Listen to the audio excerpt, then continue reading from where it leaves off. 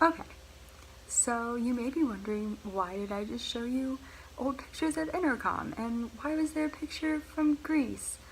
Um, well, I showed you this because when I walked into my first day of field placement last year at OSU, that is the first thing I noticed. I noticed that walking into my school, they still had the same intercom system shown in Greece, which was supposed to be taking place in the 1950s. So that was concerning, and it immediately showed me that my experience at that school was going to be very interesting and, yeah, just very interesting. So fast forward to my first day at Miami, first few days at Miami, or my first day at EDT in EDT181. And I'm new to Miami. I just transferred here from OSU, and so I'm faced with a lot of I don't knows, and just I'm kind of nervous, but I'm excited to start this new part of my education.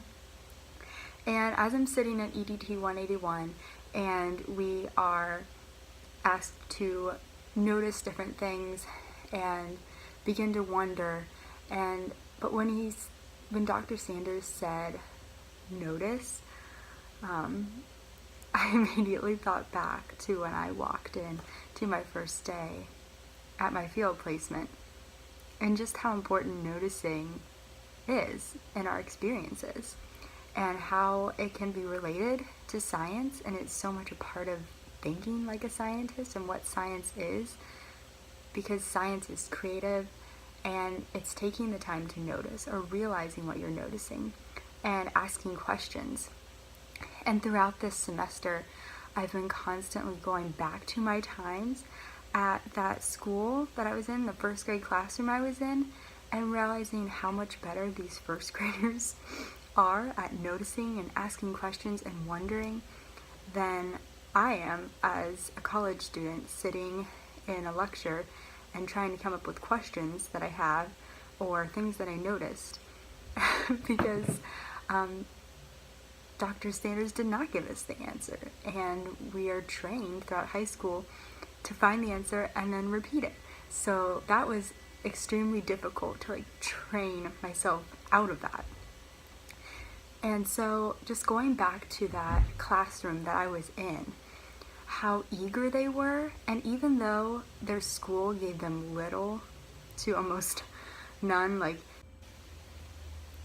so their school was just very, very old, and they did not have a lot of resources, and the teachers were very negative towards Common Core and testing, which were reflected in their students' grades. And my teacher, she wasn't in love with it, but she was able to be creative with it. So the students may do a reading, but she wouldn't use the questions that were in the textbook. She would create open-ended questions that create discussion. And so the students were able to be in their reading groups or science groups, and they were able to talk with each other about the reading, and or maybe even a math problem, we would talk with each other about it. And instead of doing just a regular test on it, they may have a regular test, but then they would also have maybe an essay, or they would give a speech on it. If we teach today's students as we taught yesterday's, we rob them of tomorrow. John Dewey. Moving forward, I will continue to think like a scientist, observing my surroundings, and continue to encourage curiosity. As a future educator, my responsibility is not to tell students the correct answer, but give them tools and skills to become lifelong learners.